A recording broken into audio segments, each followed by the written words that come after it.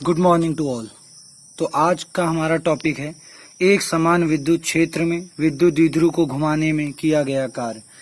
विद्युत द्विध्रुव से रिलेटेड हमने बहुत सारे डेरिवेशन किए हैं। जैसे सबसे पहले आपका था विद्युत द्विध्रुव आघूर्ण P बराबर 2QL। फिर हम लोगों ने विद्युत द्विध्रुव से रिलेटेड हम लोगों ने वैद्युत क्षेत्र की तीव्रता निकाली अक्षीय स्थिति में और निरक्षीय स्थिति में। फिर हम लोगों ने वैद्युत द्विध्रुव के लिए विभव का मान निकाला, वो भी अक्षीय स्थिति और निरक्षीय स्थिति। साथ में हमने एक और डेरिवेशन किया था जिसमें हम लोगों ने निकाला था बल युग्म का आघूर्ण या बल आघूर्ण टाउ बराबर PE साइन थीटा। ये आपके विद्युत द्विध्रुव से रिलेटेड अभी तक के सारे टॉपिक थे जो हम लोगों ने पढ़े थे। अब हम बात करेंगे अगला एक टॉपिक जो विद्युत द्विध्रुव से रिलेटेड है और आपके एग्जाम में काफी बार पूछा गया है। तो टॉपिक आपका है एक समान विद्युत क्षेत्र में विद्युत द्विध्रुव को घुमाने में किया गया कार्य।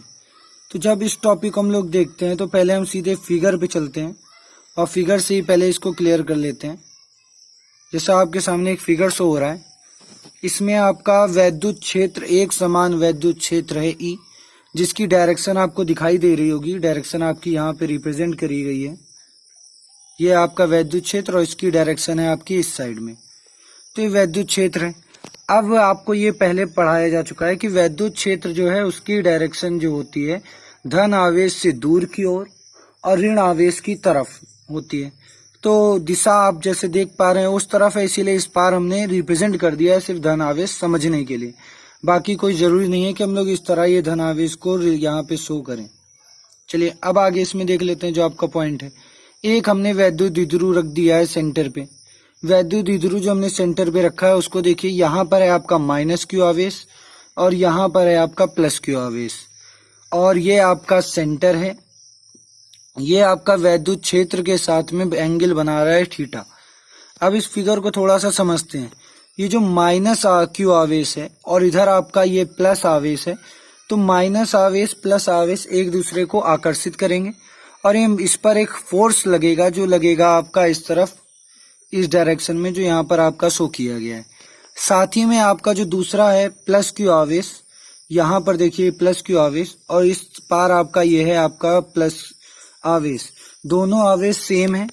पॉजिटिव आवेश एक दूसरे को रिपल करते हैं, प्रतिकर्षित करते हैं। तो इस पर जो बल लगेगा वो आपका लगेगा इस साइड में। तो यानी इस पर एक बल लग रहा है, यहाँ पर एक बल लग रहा है आपका इस तरफ और यहाँ पर एक बल लग रहा है आपका इस तरफ। दोनों बलों को F से हमने रिप्रेजेंट किया है। अब ये बल युग्म दो बल मिलकर एक बल युग्म का निर्माण करेंगे जो इसको घुमाने का प्रयास करेंगे और घुमाकर कोशिश क्या करेंगे कि ये जो आपका विद्युत द्विध्रुव है ये एक सीधी रेखा में इस तरह हो जाए। यहाँ पर हो जाए आपका -Q आवेश और यहाँ पर हो जाए आपका +Q आवेश। ये प्रयास करेंगे ये। तो अब उसी को घुमाने में जो कार्य किया जाएगा उसी का हमको कैलकुलेशन करना है। तो वापस हम लोग पहले आ जाते हैं थ्योरी पर। एक बार थ्योरी समझ लेते हैं। फिगर हमने समझ लिया है, फिर इसके डेरिवेशन को देखेंगे। तो थ्योरी पे चलते हैं। तो थ्योरी आपकी यहाँ पर जैसे आप देख सकते हैं कि जब किसी द्विध्रुव को एक समान विद्युत क्षेत्र में रखा जाता है तो इस द्विध्रुव पर एक बल युग्म काम करता है। यह बल युग्म द्विध्रुव को विद्युत क्षेत्र की दिशा में लाने का प्रयास करता है और अंततः द्विध्रुव क्षेत्र की दिशा में संरेखित हो जाता है। जैसा आपको बताया गया कि विद्युत क्षेत्र की दिशा में एकदम सीधा हो जाता है। इस जो आपका ये रिटर्न पोर्शन है, नोट्स हैं, इसमें एक बात ध्यान रखिएगा, जितने आपके अक्षर हैं जिनमें हलंत लगाए वो हाफ हैं। यानी आपका यहाँ पे गा पे हलंत लगाए तो ये आधा गा होगा आपका। इसी तरह लिखते समय ध्यान रखिएगा। आगे चलते हैं। तो हम लोगों ने माना एक विद्युत द्विध्रुव एक समान विद्युत क्षेत्र E में रखा हुआ है जिस पर कार्यरत बल युग्म का आघूर्ण हमको ज्ञात करना है। तो आ जाते हैं सीधे डेरिवेशन पर और डेरिवेशन इसका समझ लेते हैं। बहुत इजी डेरिवेशन है। अब बेसिकली हमने पढ़ा था पिछली क्लास में फर्स्ट ईयर में कि जब भी किसी वस्तु को घुमाते हैं तो वहां पर आपका जो वेग होगा वो भी कोणीय वेग हो जाएगा, जो विस्थापन होगा वो भी कोणीय विस्थापन हो जाएगा। तो यही चीज यहाँ पर आपकी काम में आएगी। तो सबसे पहले यहाँ पर बल नहीं, दो बल काम कर रहे हैं, यानी बल युग्म काम कर रहा है। तो हम लोग बल की जगह पर यूज करेंगे बल युग्म के आघूर्ण की। जैसा कि आपने पढ़ा हुआ है टाउ बराबर PE साइन थीटा, पिछले डेरिवेशन में हमने निकाला था, ये वैल्यू आपने किया भी है। तो यहाँ पर टाउ का मान है P E sine theta. Tau यहाँ पर आपका वॉल्यूम का आघूर्ण, पी आपका द्विध्रुव आघूर्ण, ई आपका विद्युत क्षेत्र और साइन थीटा, थीटा आपका विद्युत क्षेत्र और द्विध्रुव के बीच मध्य बना कोण है। अब हमने इसको मान लिया इक्वेशन नंबर 1। अब आगे चलते हैं। द्विध्रुव को डी थीटा कोण घुमाने में किया गया कार्य। हम लोगों ने ये माना कि विद्युत द्विध्रुव जो आपका है वो डी थीटा कोण घुमाया गया, तो उसमें एक अल्प कार्य किया जाएगा डी डब्ल्यू। डी डब्ल्यू बराबर टाउ इंटू डी थीटा। हम लोगों ने किए गए कार्य के बारे में पहले भी पढ़ा है, तो कार्य बराबर हमेशा हम लोग लगाते हैं फॉर्मूला बल गुणे विस्थापन। पर क्योंकि यहाँ पे वस्तु घुमाई जा रही है, सीधी रेखा में विस्थापन नहीं कर रही है, इसीलिए आपका फॉर्मूला जो कार्य का लगेगा वो लगेगा आपका बल युग्म का आघूर्ण इंटू एंगल, जो एंगल क्रिएट कर रहा है, यानी कोणीय विस्थापन जो है। तो डी थीटा जो है आपका यहाँ पर कोणीय विस्थापन है। अब ये तो डी डब्ल्यू का मान था। अब अगर हमको पूरा डब्ल्यू यानी कुल कार्य निकालना है, तो डब्ल्यू बराबर हो जाएगा integration tau into D theta. यहाँ पर जो जीरो जैसा दिख रहा है ये आपका थीटा है, तो इसको ध्यान रखिएगा लिखते समय, ये आपका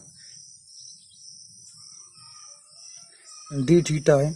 आगे देख लेते हैं इसी टॉपिक को। तो आगे जब बढ़ते हैं इस पर, तो आपका फ्रॉम इक्वेशन 1 एंड 2 दोनों इक्वेशनों को कंबाइंड किया। मतलब हमने क्या किया, इक्वेशन नंबर 1 से यहाँ पर वैल्यू पुट कर दी। जब हमने वैल्यू यहाँ पर रखी तो W बराबर टाउ की value P E sine theta D theta. अब पी ई में क्योंकि कोण है नहीं, इंटीग्रेशन करना है कोण के सापेक्ष, तो पी ई आ गया बाहर।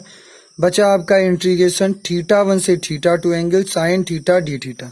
अब थीटा 1 से थीटा 2 क्यों, क्योंकि हमने मान लिया कि पहले जो एंगल था वो थीटा 1 था, अब उसका एंगल कितना हो गया थीटा 2। तो यहाँ पर साइन थीटा का इंटीग्रेशन आपने पढ़ा होगा मैथ में, इंटीग्रेशन इस साल आपके कोर्स में आया है। तो जब भी हम साइन या कॉस की बात करते हैं, तो डिफरेंशिएशन जब करते हैं तो साइन से कॉस जाते हैं तो पॉजिटिव जाता है, पर जब इंटीग्रेशन की बात आती है तो साइन से कॉस हमारा रिवर्स हो जाता है और वो आ जाता है माइनस कॉस थीटा। तो इंटीग्रेशन साइन थीटा का किया गया तो वो आ गया आपका माइनस का कॉस थीटा।